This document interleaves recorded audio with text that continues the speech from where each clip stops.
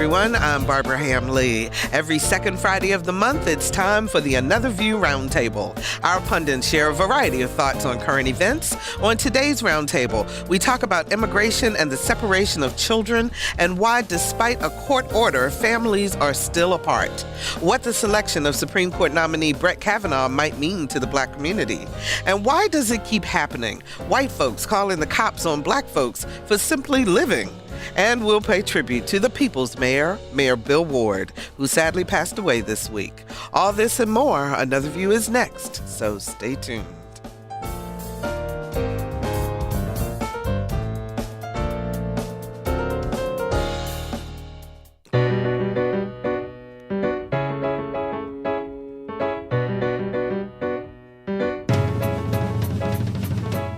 Discussing today's topics from an African-American perspective, this is Another View. Hello, everyone, and welcome to Another View. I'm Barbara Hamlee. We have a lot going on in the show today, but I want to take a moment to say hello to the folks from Horizons Hampton Roads. They are here with us visiting here at WHRO, WHRV, and learning all about digital storytelling. So they'll have a chance to listen to today's show, and we'll spend some time in a little bit. So welcome to WHRO Public Media. We appreciate that. So let's meet our pundit for the Another View Roundtable. She's known as Virginia's relationship expert and now has her own talk show called The Lyons Den, which is coming out this fall. Hello, Alvean Lyons. How are you? Hi, everybody. I'm good. So glad to have you. And with her at the helm, our tax dollars in Norfolk are in super great hands. Please welcome Norfolk City Treasurer Daun Hester. Hey, Daun, how are you? Glad to be here, always. And she's a political science professor at Norfolk State University and a longtime staple here at Another View, Ms. Carol Pretlow. How are you doing, Carol? Wonderful. Thank you. So thank you so much for joining us. Now, comedian Allison Moore was also supposed to join us today. Unfortunately, she had a house fire. No. Everyone is well. And everyone got out safely, but the entire house was destroyed. So the blessing today is they're moving into a new place today. So that's why she couldn't be with us today. But, Allison, we're sending you lots of love over the airwaves. So I hope everything works out well. You know, we also had another sad thing to happen to us this week here in Hampton Roads, and that was the passing of the people's mayor, the mayor of Chesapeake, longtime mayor of Chesapeake, Bill Ward. And let's take a listen to a tribute from Another View. One of the region's great leaders passed away this week. William Bill Ward served as the mayor of Chesapeake, Virginia for 14 years, from 1990 to 2004, the longest ever to hold that office. Bill Ward was Chesapeake's first and only African-American mayor. Prior to taking office, he served on Chesapeake City Council for 12 years. In addition to his many contributions to the city of Chesapeake, which included bringing in new businesses, industry, and infrastructure, he could always be found supporting projects and people that helped move the region forward. Bill Ward was a professor and chair of the history department at Norfolk State University before retiring in 2000. Even after leaving NSU and the city of Chesapeake in an official capacity, Bill Ward continued to serve the city of Chesapeake, the Hampton Roads community, and the state of Virginia. He served on the Board of Visitors at Virginia State University, as executive director of the Hampton Roads Partnership, and several other authorities, commissions, and associations. His community service also brought him here to WHRO, where he served on our board and as part of the original group that created Another View, and the very first to donate funds to make the show happen. He was always extremely supportive. Mayor Ward passed away earlier this week. He was 84. He will truly be missed, but his legacy and many contributions to this region live on. For Another View, I'm Lisa Godley. So Daun and Carol, and I know that you two specifically knew Bill Ward and worked with him. Some thoughts, Daun, you'd like to share? I'm just grateful that his journey was during my time, our time, so that we could learn from him. He taught many of us who ran for office, and even those who are just politically active, how to do it. With grace. With grace. He's a gentleman's gentleman and always demonstrated that. You didn't see him upset, even though you knew he was upset about some things, but he did not show that. He was very good at that.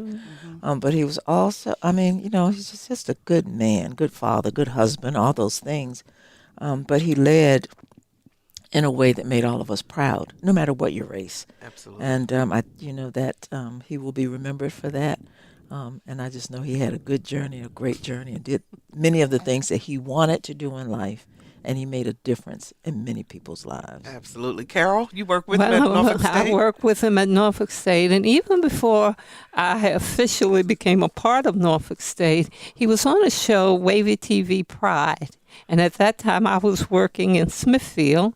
And I would do Pride, and I was very nervous because I was like, all these very smart people, and here I am. And he said, look, do you? And it just hurts so bad. But I am proud to have known him and to have seen his works. And very briefly, even 2 weeks ago, as I told you in front of the bank, some young men were talking. And as I was getting my money, they were talking about Bill Ward. They didn't know me. I didn't know them. And they kept saying, but he's real. He keeps it real. And I just said, when I see him again, I have to tell him this. And so when I heard it just... Yeah. Well, he was a part, as many people know, we created and brought together 60 community leaders to create Another View. And he was here, and he was front and center in terms of why he felt the show was important, and he was the first one to stroke a check, when we were collecting donations to, make sure that we could keep the show on the air and get the show going on the air. And so, and he always was supportive of me, even as a news director at Channel 3 back in the 90s when he was mayor and we were covering him and so forth. But he would always call and just give me words and wisdom of advice and pearls of wisdom. So we miss him, and the family of Another View extends our sincere condolences to the Ward family and to all of his friends and colleagues and everyone else who loved him wonderfully well. So let's move on. So this week, President Trump nominated Brett Kavanaugh to replace Justice Anthony Kennedy, who is retiring. His nomination has raised concerns that he'll be in favor of overturning Roe v. Wade or eliminating the Affordable Care Act, and will solidify the court as a conservative one for a generation to come. So your thoughts about Mr. Kavanaugh. Sorry, I'm looking at the wrong name. What is his name? Alvean, since we haven't heard from you yet.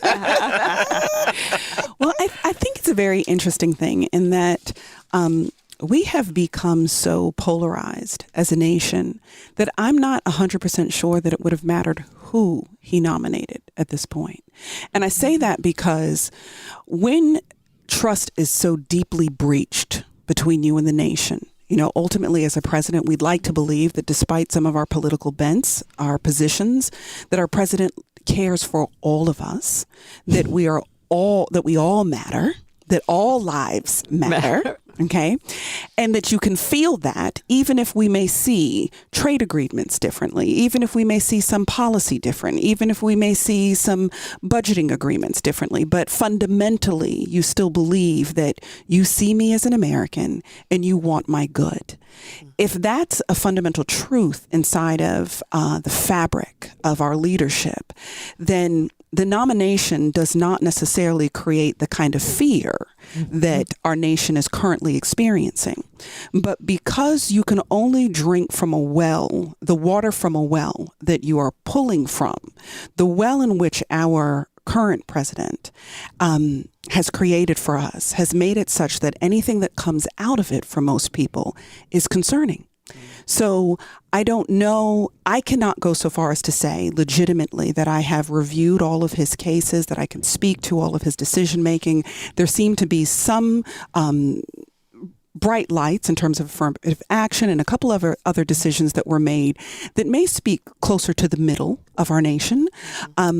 But I think that because of who is doing the nomination, the politics around this, he's in the middle of an investigation, and yet you still can nominate a Supreme Court justice.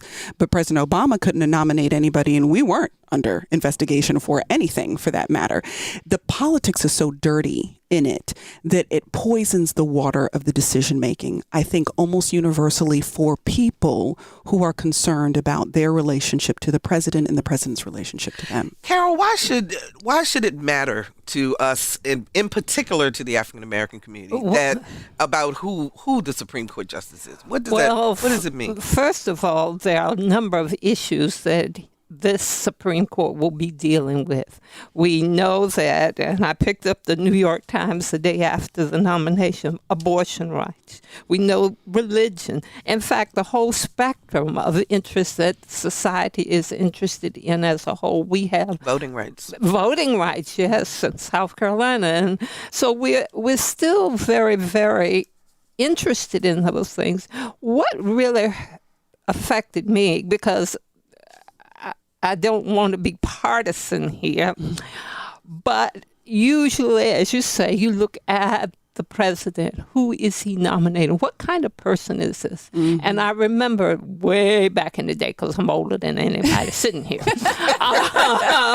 when Dwight Eisenhower nominated Earl Warren. And I remember my dad was sitting in the car when I came home from school, and he was like, oh my God, what does this mean?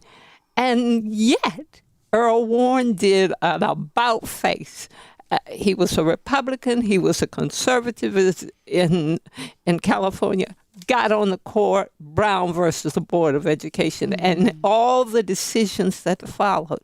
So inside of me, I'm thinking, well, it's not looking good, but let's look at the nuances. And as I picked up the New York Times and I began to look at the array of decisions. And I said, wait a minute, Supreme Court justices interpret things varying ways. Yes, there may be originalists. Yes, there may be textualists.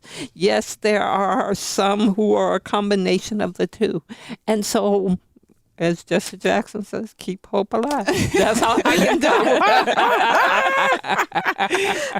That's a good way to bring that one to that point. Daun, when the president introduced Mr. Kavanaugh, and he made a point to talk about his work with his wife and what he does with his girls in terms of coaching basketball, and to me, it stood out a little bit that he was saying, hey, give me a shot here. Did you interpret it that way, or what do you think? Well, 45 does do the media thing very well. And yes, it is important for, we want to know about individuals and what their family life is like, and the things that they have done. So, I mean, I just think that was a part of the media conversation in introducing him to the United States and to the citizens and those abroad as well. But for me, it doesn't make that much difference. I want to know what he's going to do as a jurist, how he's going to make his decisions. And yes, his history shows one pattern, but we also know that other jurists who have said certain things have turned around and done something else. Mm-hmm. So I am always going to be optimistically cautious. I don't see a way that it can be stopped. I do really? not. So you don't think that even if the female senators, Republican senators, because of that one issue, and that would be Roe, right? Mm-hmm. I mean, because that's their one issue. If you look at them in totality, you got all these other issues. Mm-hmm. So that they but the can't one thing be that does go to the very top right. is Roe v. Is Wade. Roe for them. So you have to look at, I don't know if it's going to be enough to keep them from not supporting him. And it also has a lot to do with how they are as elected officials and whether or not they're there to serve all or just serve those to get them reelected. So you have to look at that. Do you think that the election will happen before, or the nomination and the approval will happen before or after the upcoming election? I think it's going to happen before. I think so too. Yeah. So you don't think that they'll hold it up? Or there'll be some kind of... They may attempt to, but I don't think that they'll successfully be able to hold it up. I'm hoping they can. Yeah. I don't know how much difference it will make even if they do hold it up. Right. Because if we don't do what we're supposed to do and get out there and vote, right. It'll be the same thing. But and I guess I'm very, very optimistic, because I even look at Kennedy as a swing vote. When he was nominated again, I said, oh my God, this is and yet I look at how he crafted his decisions, how the things that he was concerned about. And yes, he was a conservative, but he was the swing vote that made a difference. So, I think it's a political game, obviously. But once they get free of that political game, they say, okay, the ball's in my court. I'm going to do me. And we have never had, we haven't been in this situation before, politically. Where the entire court was, the majority Exactly. of the court The majority of the court is is conservative. And so, and how will he just interpret the law? Or will he create law? Which is, but what could occur. Yeah, and then there's so many ways to interpret the law, and so... And then with 45, we just don't know. Absolutely. We just don't know. And, I'm, beyond this, will he be, if Kavanaugh has already said he doesn't think that a president should have to deal with outside cases or cases involving him or whatever, what would he say? Because it's going to get once he with becomes whatever on the court, happens when the council goes and does whatever he does. We don't know if the president's going to be involved or not. And but then it's going to get to the Supreme Court. You look at will. the age of the other people on the court, and I think Ginsburg was trying to wait till another president came in to do her retirement. Was she 81? And then the average age now is late 70s, early 80s. Yeah, and Kavanaugh's in his 50s. Right. Yeah, right? which would mean... Yeah, which means he'd be on there for a long At time. least time. 30 more years, at least. Yeah. Potentially longer. Well, Mhm. yeah, Absolutely. depending on his lifespan. Well, I guess we'll find out soon. and then I will say Go this: ahead. sometimes we've got to be careful what we protest. And I'm not suggesting in any way when you legitimately can look at someone's voting history and say that this is not in alignment with the healthy direction of the nation. But because things are so polarized right now, because so much is political, what my concern is, and it just might be me, the only person in the room feeling this way, okay? But my concern is if Kavanaugh is not confirmed, will that not create potentially the position where the president decides that he wants to go even further right in order to garner more support from his base, and we end up with an even worse choice for the nation because it's politically expedient in order to be able to make it happen? And let me not say the Democratic Party as a whole, because I will admit that I tend to vote based on who the individual is. I am not, I will be honest, I am not a party loyalist. I am loyal to my values, and whomever is representing that very often will get my vote. But I happen to value education and healthcare and justice. And if I believe in morality and family. And so whomever represents that has my vote. And sometimes it leans one way more often than another. Okay. But let's just admit that where the Democratic Party is concerned right now, they are not in a position of power. We who may vote Democratic, particularly right now, are not in the positions of power. So we could make a lot of noise, but that doesn't necessarily change outcomes right now. Yeah. So sometimes while we're pushing for one thing, we may find ourselves trying to prevent one thing from happening, and we make something worse end up happening. So I am actually with our panel very much in that let's hold out hope that the better angels of who this individual is, the fact that he is a father of children, the fact that he has a close relationship with his daughters, that hopefully he has multicultural exposure, that he understands the issues, and he recognizes that he could be a voice inside of the Supreme Court, not advocating from the bench or legislating from the bench, but rather being able to bring together the bench such that the nation as a whole feels like their Supreme Court has their best interest at heart. Let's hope that he will be that man. I thought it was interesting that even Mitch McConnell said to President Trump beforehand, maybe you need to pick someone else because this guy has all these writings and, it may cause you more trouble than you think. But and they didn't expect him to choose him because of Bush also. Yeah. Because he was a Bush, he worked in the White House, and you had all connected to the White House. You have all of that history that you get a chance to evaluate. So you're absolutely right. So McDonald was concerned. So the reason he picked him was because he's hopeful that the man will help him out when he gets in trouble. Now, that's the bottom line. Yes. Well, and with that said, I want to add another dimension, and this has been on me for some time. I don't understand. I want to see diversity in the court, but why hasn't a black woman ever been? Imagine hello. That. I want diversity, but I'm here, we're here, and there are and I have not heard one president say, you know what, here. Including President Obama. Exactly. And I know this is a political thing. You can't upset your base and you got to bring in the votes. I know that. But it's disturbing.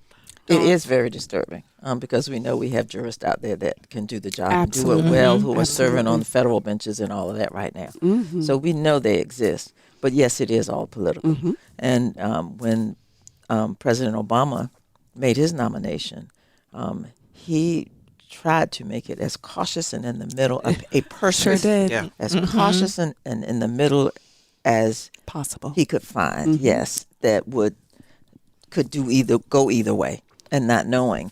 But we know the president didn't get anything through as president. And everything was done in executive order, and that is why it's been so easy for number 45 to change things, because it was all in executive order. It was not legislated through. So right now, I think for me the hope is that right now 45 is still doing executive orders because he's not getting much through in the House in the Congress that's making a difference. So then the next person we get in, we can, flip the script. And speaking of next person, Anita joins us from Chesapeake. Hi, Anita, you're on the air. Hi, thank you very much for taking my call. The day after the election of President Trump was a very, very sad day for me. And so was the day that Kennedy decided to leave the Supreme Court. I pay attention to the presidency and the court. However, I must remind, the public that Trump did say that he had a litmus test, and he has stuck to his word. So I want to remind the American public, again, of the importance of your vote. Women gave Donald Trump the White House. Women that voted for him, Democratic women that voted for him, Republican women that voted for him, and all the women that did not vote at all gave Donald Trump the White House and really slapped in the face of all of the women before that fought so hard to get us the rights that we have today. Thank you, Anita, for your call. I appreciate that. Who wants to respond? She's absolutely right. I mean, the reality is that everything that is happening in our nation, we have chosen these things. And we have chosen these things through the apathy towards injustice, the unwillingness to stand up for what we really believe in, choosing political expediency over real principles and values. I mean, you've heard me mention before that the thing that I'm most bothered by in all of this as a Christian, so full disclosure, is the silence of the evangelical community. One of the things that I was always so proud of, although I don't necessarily consider myself a part of the community, but I see us as brothers and sisters of faith, right? So what I was extraordinarily proud of over the years is whether we saw things the same or not, I could respect the fundamental litmus that you used to assess who you believe should lead our nation, because you were looking for specific values that were biblical values. And while I may not have agreed with certain kinds of things, at least I could understand how that lined up for you morally. Number 45 doesn't line up on anything we've ever read inside of the church. So the silence about that Alvin, bothers me. Well, but you have also a strong evangelical base that supports President Trump. That's what I'm talking about. Yeah. So when you say silence, you mean in terms of chastising him. Absolutely. I got you. Okay. I understand that there are certain things that you want. I understand that what the evangelical community recognizes very well is the long-term arc of justice. So they're very interested in who your court nominations are going to be, because that's 40 years of direction for the nation, where unfortunately a lot of our Democratic brothers and sisters aren't paying attention to those kinds of things. We often will do personality politics. I like this one, so we're going to go out and vote. It's a woman, we're going to get excited. It's a man of color, we're going to get excited. Oh, I don't really like this one, I'll just stay home. That is not what you see in the evangelical community, and not what you typically see in the Republican community. There is an understanding that we have a mission here, and the moment may be speaking to us that this person doesn't quite line up, but they are going to help to further our mission. So I'm willing to compromise my values. I'm just going to be honest, but you're compromising your values in order to reach the mission. And that to me was something that we weren't supposed to do as Christians. That as believers, we don't sacrifice our values for expediency. Principle is not negotiable. Our relationship with Christ was not supposed to be negotiable. So if we technically were to all come together and say, this is the standard by which leadership should be established, you would find that the vote would not be a brown vote or white vote or anything else. You would see a level of synchronization that existed, because many of us are believers, and that is not limited to gender, age, or culture. And we would all be able to get behind a leader who represents all of our values to the best of our ability, but that's not what happened this time. We chose some things, and we exposed. So we both chose and we exposed some things about who we are as Christians when we allowed this to happen. If you're just joining us, we're talking about current events and the impact on the African American community with the Another View Roundtable. Relationship expert and talk show host Alvean Lyons, Norfolk City Treasurer Daun Hester, and political science professor at NSU Carol Pretlow. Daun, I saw you kind of looking. Yeah, because. And this will be the last comment on this, because I want to move us on to the next topic. I'll try to make it quick, because take your time. I have been seeing it since I first started running back in 1996. The evangelical community, they just, they white primarily, and they've been moving this agenda. They have their foundations. They're the two organizations that gave the president the names for him to choose. I was stunned when I read that. But those stunned. I was, because you know what? I'm still so naive about but this they're stuff. still involved in the House. Yes. But when I say in the House, in Virginia. In Virginia. They come to my door, courting me to try to get us to, when I was up there, to vote a certain way. So they're still doing those same things. Mm-hmm. They have an agenda, and 45 is moving the agenda forward. And the agenda is what? A white America. Mm-hmm. Now, I don't care what anybody say. That's the bottom line. Now, we going to let it happen? That's my issue. That is my issue. Exactly. Are you going to let it happen? Because if you look all across the state, if you have a Republican representative, local, state, or federal, well, I'll say state and federal, you should be making some noise to them, because you live in their district. Mm-hmm. Yeah. That's the only way that we can make this change. But we don't do that. We have to play the same game they do. You see all those people over in, where's the president now? Getting off the plane, and all those people out there, they out there full force. Now, we've been protesting too, but they out there. They're out there. And they like, you're not going to turn our country back to one color. Elaine joins us from Norfolk. Hi, Elaine. You're on the air. Hi. Thank you for taking my call. Uh-huh. I was listening, and I heard the comment about the church and the support of some individuals, and some evangelicals supporting Trump and his campaign. And I'm not going to lie, I work for a church as well, and so that comment really resonated with me. But I also wanted to add another element of it, especially as this is a panel of all women. I'm a Latina woman, and I think the biggest thing that pained me was to see, even though I go to a more progressive church, it was hard for me to see that these individuals were ignoring the way that Trump and his campaign has treated women. Mm-hmm. And so there's been a huge backlash, both politically in society and in church, with the Me Too campaign. And there's even several campaigns in religious organizations that has come from that. And it's just very painful to see that and hear, I guess, the men in our churches kind of ignore that because they want another bottom line that they care about. And I think it's extremely important to think about that as we see that the Me Too movement is mostly a white woman movement, and that it affects women of all colors. And it's just really disheartening. Absolutely. Thank you, Elaine, for the Thanks call. for sharing that, Elaine. You know, I think a part of that too comes from the fact that, you know, as our country has evolved, that when and I don't know if this is accurate, this is just my opinion, that when the white women step out there, people listen more. So, yes, there are a lot of black women, Latino women, all of that have. Actually, the Me Too movement was started by a black woman, right? But you wouldn't know it.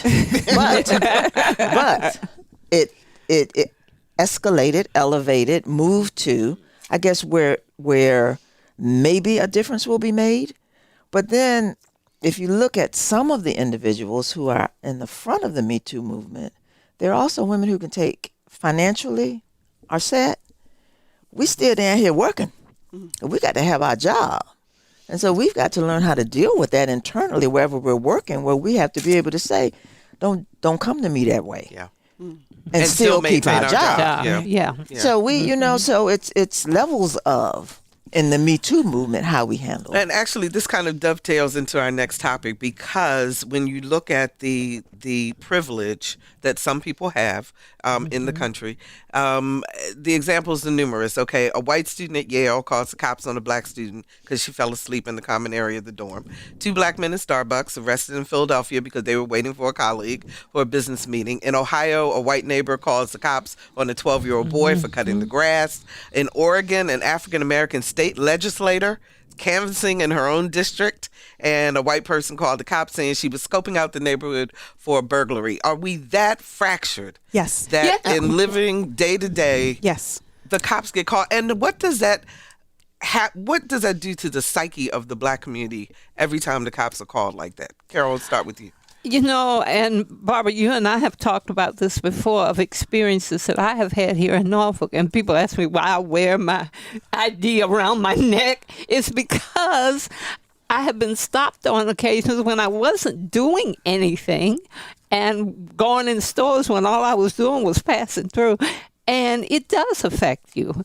And because it does affect you, it colors maybe how you perceive everything. Maybe somebody is trying to be your friend and is trying to reach out to you. But maybe you have a little blind side, a little blockage there that is saying, oh, okay, I wonder what in other words, you can't accept it because of what has happened to you? You're thinking, okay, what is this about?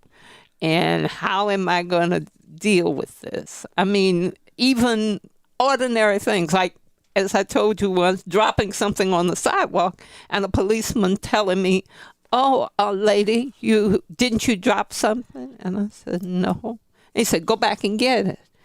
And when I did, I realized it was my wallet.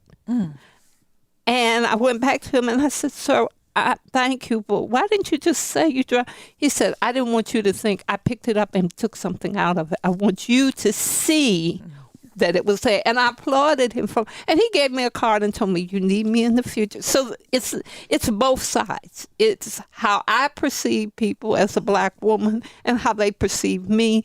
But even my ability to be open, and I want to be open and to not let race deter me, is still affected by that.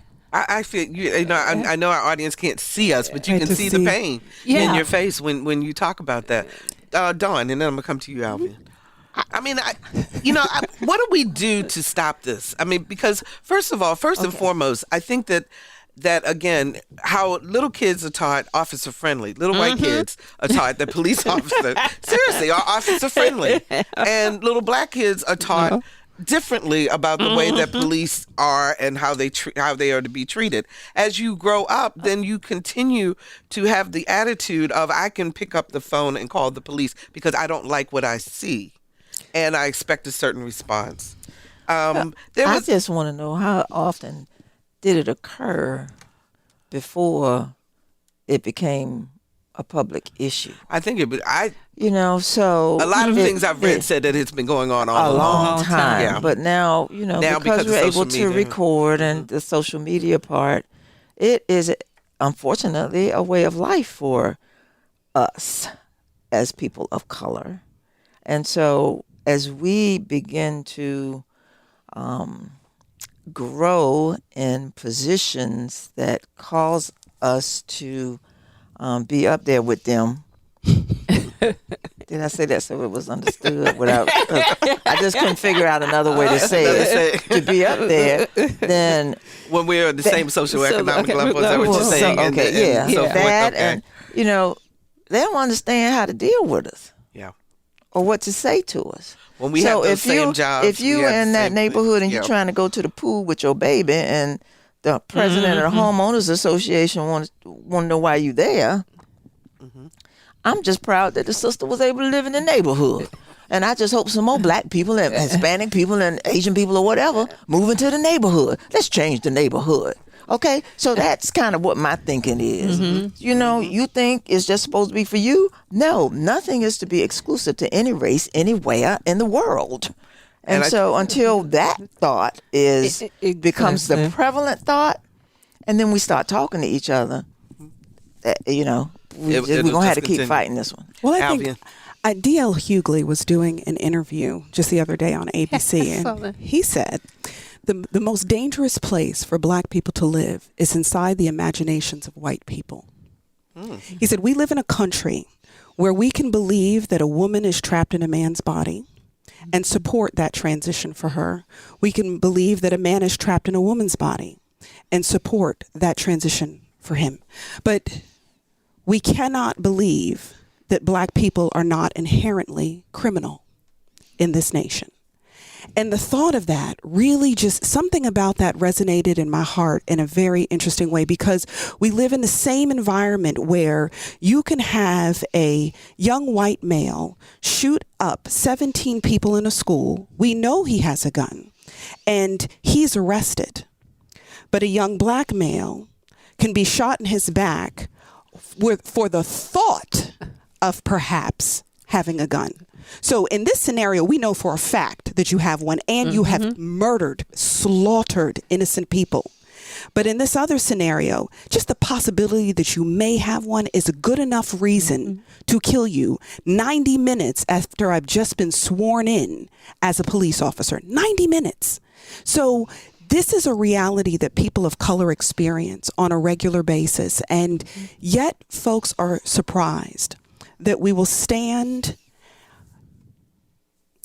at sports events and choose not to put our hand on our heart when the national anthem is sang, that we may kneel with our brothers and sisters on the field. And, everybody wants to say, keep race and politics out of sports.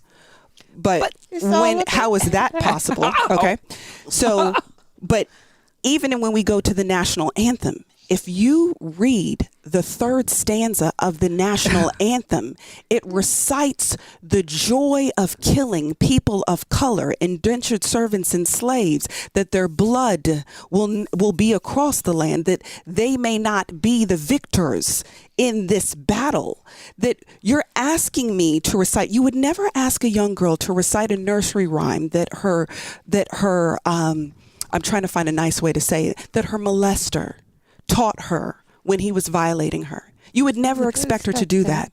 You would never expect her to rehearse that kind of violation. But yet in our nation, we'll expect people of color to honor the violation. We're a very interesting society. We want you to smile about injustice. We want you to make those who are responsible for the injustice feel comfortable, because people of color are infamous for making people feel better about the wrongs that they protect. There was a family in a park that had to that someone called the cops on because they were barbecuing. And a white woman came over and sat with the family waiting for the cops, because she said, I know as a white person that the cops will not believe you, meaning black family. Yes. They will believe the person who called. Right. So that's yet another layer that you have to deal with. And I think it's wonderful that there are individuals who are willing to acknowledge, who have learned, who have built relationships, and understand the journey that others have gone through and are willing to help you through it. And so those are the kind of things we need to celebrate. We got to celebrate that. And I don't want people to think that we think that everybody is not good. So that's not it. Right. That's not it. Which is part of the reason why I brought that up, because we do need advocates. Right. Absolutely. Also from they are from our other brothers communities. and sisters. Brian joins us from Virginia Beach. Hi, Brian. You're on the air. Yes, Barb. I think you were dovetailing on what I wanted to say. As a white person, first off, when I fill out a form and I see, what race are you? Are you Latino? Are you black? Are you this? Are you that? I don't fill out any of those. I make a little box and I always write in the word human. Amen. I want to separate. I don't want to continue to separate the races, but what you were saying about the person sitting with the family. I think it's very important that if we're there and we see an injustice like this, that we have to speak up, because if we don't, we're complicit. Amen, Brian. Yeah. Right. Thanks, Brian, for the phone call. Absolutely. Go ahead, Alvean. Absolutely. I so appreciate him, because that is exactly what it is that we need. That if you're not part of the solution, you are a part of the problem. Silence is complicity. We have a responsibility one to another. And for those of us who call ourselves believers, you are your brother's keeper. And there was no conditions around that. It wasn't if your brother looks like you. If your brother makes the same amount of money as you, if your brother has the same opportunity as you, then you're supposed to take care of them. But we're supposed to be like the Good Samaritan. You walk across the street to the brother that was not like you, not your circumstances, not your opportunities. And it is that person that we're supposed to care about. So when we say, for those of us who claim that we believe in all lives matter, then live your position. And that means that you have to inconvenience yourself for things that don't inconvenience you. So hearing the Bryans of the world, I have several friends that are like Brian. I'm not interested in whether or not you and I share the same color. All I want to know is, do we share the same love? So do the majority of us feel that way, do you think, in this country? Or because of all the noise that we see through media and so forth, the majority don't feel that way? I think the majority feels that way. I think it's the minority that is the most vocal. Indeed. Because it's the minority that it's elevating itself right now because of 45, that they feel free to share what they've been feeling and fearful of for a long time, because that is fear. I mean, that's no other way to put it. It's a fear of others coming in and taking your space and place. And also it's, to me, a lack there of knowledge, because, people of lighter hues, let me just say this, everybody came to this country from somewhere else, except those who were here already. And they were Native Americans. But they left where they were for religious freedom, so they say, and did all the things that they did. So I think it's a minority, but it's a vocal minority. And, President Trump, and let me say this real quick, Carol, and then we got just a few minutes left, believe it or not. Only because we have to get one other thing done today. But President Trump said today in England, in London, He doesn't recognize the country. When he talked about how immigrants, that they're letting in too many immigrants, and it's changing their culture. Right. Yeah. And to me, it sent chills down my back. And very subtly, the Prime Minister, in her opening remarks, tried to show him by example. She said, "We are a country of immigrants. We welcome immigrants." And I said, "Hint, hint, hint, Trump, listen." Okay, but he didn't. But he has been a racist all his life. So why do we expect anything different? He was raised in a home with a father who didn't want black people in their property, and they owned all this property. So he is living who he is. We should not be surprised by that. Okay. Yeah, You know? that's So true. really, then it can't come from leadership in this instance. We've got to do it ourselves. Right. There's a lot of times the greatest changes that are going to happen in our nation are going to come bottom up. We have to decide who is worthy to represent us. And that's why voting matters so much. We are speaking to, on the world stage, who we are as Americans. What does it mean to be an American? And if what it means now is to shame the Statue of Liberty, you know, that's what we do now. There's a paper bag test before you come into America. We check your credit score before you come into America now. You know, like we're doing all kinds of things that we're not who we were as a nation. We were the place where you come and you become the best version of yourself. And we want to be part of helping to make America the shining light on the hill. What happened to the Reagan-esque concept of America? And it's the very reason why people got scared when they started to hear, people of color in particular, let's make America great again. Yeah. When was your again? Tell me what year that was. Because for people of color, there wasn't a previous year in which we were in a better situation. So your again that you have nostalgia over is a place we were running from. So we're having two different experiences, the way that you can love the police and we may fear the police, not because we don't respect them, but because the history of our interaction has been one plagued with poison. So we don't have these same, you're July 4th and you're so excited. We don't have that same experience because on Independence Day, we were still slaves. So like if you understand the history of the country, you understand the different relationships we have to this country. Wow. All right, Dawn, you get the last word. We got a minute and a I don't half. know what the last word is, but I just want to bring this up. I want us to do a better job, and I'm going to say people of color and then just people, with changing the culture of violence in our communities and in our country, but especially with communities of color, Black communities. You know what? I want us to talk about that and deal with that somewhere. Then I promise you the next roundtable, when you guys come back, that's exactly what we will talk about. Because I cannot believe we are out of time, ladies. Fabulous show as always. We were doing a show. We just having a good conversation. Once you guys stick with us, we'll be right back. You're so beautiful. Give the world a show. Go up, down, up, down, up, down. Go up, down, up, down, up, down. Shake it fast.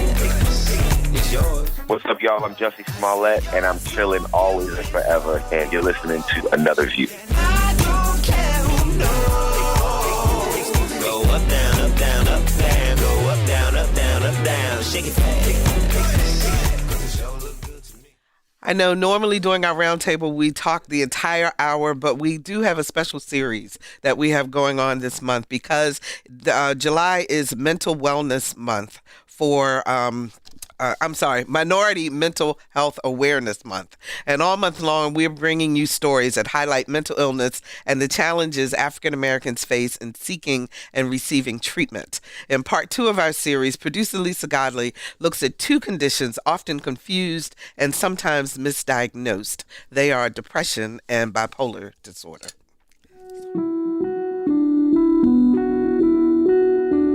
At 17, Yasmin Harper is looking forward to the future. But it wasn't long ago when she noticed something just wasn't right. I felt like I really didn't have a balance in like happiness and sadness. And it was kind of like up and down. It was never just leveled. I was either happy or sad. There was no in between.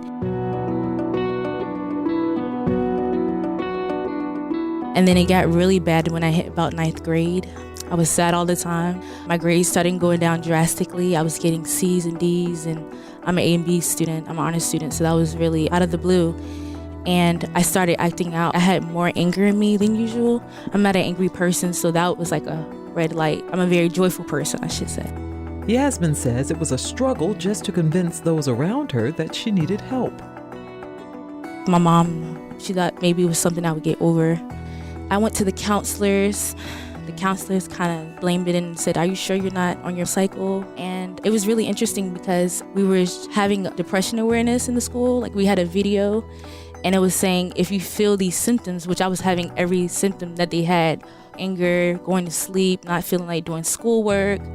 And if you feel these ways, please come to the counselors. And I was really upset because it took a lot of me to even admit that I was going through this. I thought it was kind of embarrassing. And I'm like, I don't have my menstrual cycle every day, so it was kind of interesting. Fortunately for Yasmin, she was persistent, got the help and treatment she needed to live her best life. But that's not always the case. According to Mental Health America, of the millions of young people battling severe depression, an alarming 76% are left with insufficient treatment or no treatment at all. To make matters worse, of those who do get mental health care, some are misdiagnosed. Bipolar disorder can mistakenly be diagnosed as depression. Experts say this happens because the person seeking help often does so when they're in a dark period, leaving them with a treatment plan that offers little or no relief. We asked Dr. Ernestine Duncan, a clinical psychologist and chair of the Department of Psychology at Norfolk State University, to explain the difference between depression and bipolar disorder. The necessary criteria for depression is a sad mood. On the other hand, bipolar disorder is a disorder in which the individual alternates or vacillates between depressive symptomatology and what we consider to be its bipolar opposite, which is mania. And in a manic state, people have a great deal of energy and activity. We find that people may engage in really risky behavior during a manic phase, but it's that mood swing from depression to mania that characterizes bipolar disorder. If you believe someone you care about is suffering from depression, bipolar disorder, or any other mental health condition, encourage them to seek help. If they're hesitant or afraid, volunteer to go with them, because treatment is the key to turning their suffering around. Yasmin is glad that she was adamant about getting help and encourages others to do the same. If you feel like something's wrong with you, mental-wise, speak up until you get the help that you need, because a lot of people are scared to say something or talk about mental health until it's too late, until somebody takes their life. So definitely speak up. For Another View, I'm Lisa Godley. And our series on mental wellness and the African American community is in partnership with the Ardex Foundation. For more information, please visit ardexfoundation.org. That's spelled ARDX foundation.org. Do me a favor and spread the word about Another View. Go to our website, anotherviewradio.org, and download the podcast and share it with your friends and family. And please sign up for our eView newsletter. It's a once-a-week reminder of upcoming programs. We're on Facebook, so like us, and I'm on Twitter at Barbara Ham Lee. And we got some very exciting news yesterday. Another View has won not one, but 2 Excel Awards from the National Association of Black Journalists, the largest organization of journalists of color in the world, and we won 2 awards. So we are very, very excited about that. Thank you so very, very much. And the award ceremony is next month in Detroit. So we'll be bringing you those shows and let you hear them once again. Next time on Another View, hate crimes, civil rights, and the FBI. We talk with FBI leadership about the hate crimes unit here in Hampton Roads. Our theme music was composed and performed by Jay Sennett. Lisa Godley is our show producer. Victor Bowen is our audio engineer, and Janae Johnson answered our phones. I'm Barbara Ham Lee. Thank you so very, very much for listening to Another View.